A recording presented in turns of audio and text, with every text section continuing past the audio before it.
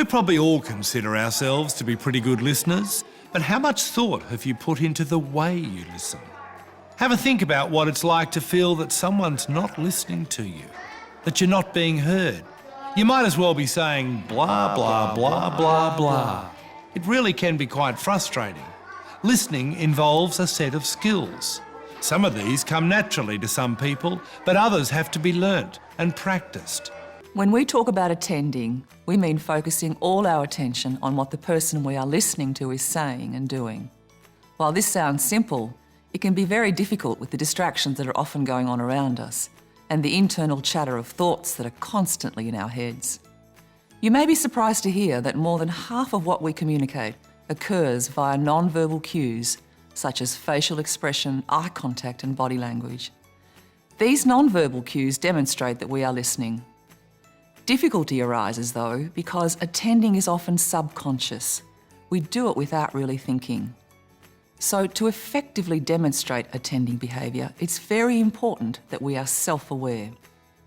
This means staying tuned into the messages we are sending out and how those messages might be interpreted. Individual and cultural differences influence the way attending behaviour is both expressed and received. So you may need to make some modifications to suit particular interactions.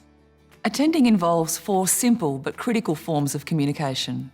Eye contact is one of the most basic but significant indicators that we are listening. The eyes provide a very powerful connection to another person. Keep in mind though, cultural variation means that there are no specific rules for eye contact. For example, too much eye contact, especially with an authority figure, is not considered appropriate in some cultures. You'll need to observe the person you are speaking to and use their level of eye contact to guide your own. Vocal quality is the second indicator of attending. The tone of your voice, your rate of speech, your speaking volume can all indicate whether or not you are actually engaged in the conversation. For example, a slow, flat tone with no changes in your voice will often indicate boredom. In contrast, pauses and variation in inflection, for example, pitch and tone, indicate empathy and understanding. The next form of attending is verbal tracking. This means staying with the topic of interest that is presented by the other person. Not changing the subject indicates to the other person that what they are saying is important, that you're paying attention and listening with interest. Attending in this way involves resisting the temptation to preempt what the other person might say or jumping in to tell them about when you had a similar experience. Verbal tracking helps you to stay in the moment and keep focused on the topic. Body language is the 4th form of attending. It signals to the other person that you are listening and engaged with the conversation. It generally helps to adopt an open posture without crossed legs or arms, to lean slightly forward and present an expressive face and make use of encouraging gestures. Once again, you'll need to be sensitive to cultural variations, but as a starting point, orienting yourself at an angle of 45 to 90 degrees to the other person is generally considered acceptable. Listening is the starting point for effective communication. To be able to really listen to someone, we need to tune in. Give them our full attention and listen in a manner that is active. When we're tuned in like this, it allows us to be empathic. Empathy is the effort we make to recognise, understand and respect the feelings of others. We demonstrate this empathy through attending and also through our active listening skills. By active listening, we mean not only demonstrating that you're paying attention, but that you've correctly heard what the other person has said. A parent you talk to may not necessarily articulate their feelings, but you can interpret what those feelings may be by paying attention to their tone of voice, body language, and other non-verbal signals. You could describe this as reading between the lines.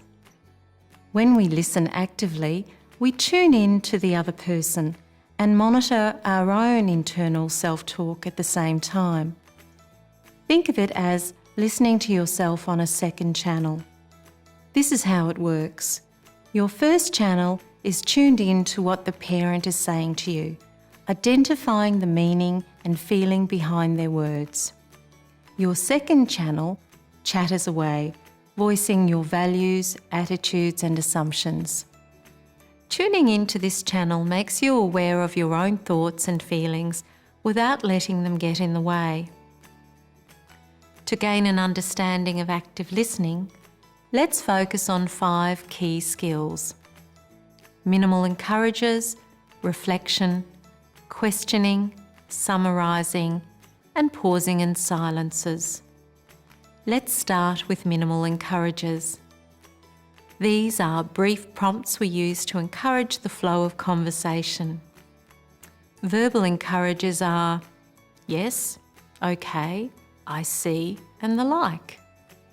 Non-verbal encouragers include nods, gestures, smiles, and other facial expressions. These indicate you're engaging with what is being said without any of them interrupting the flow of the speaker. The next active listening skill is reflection.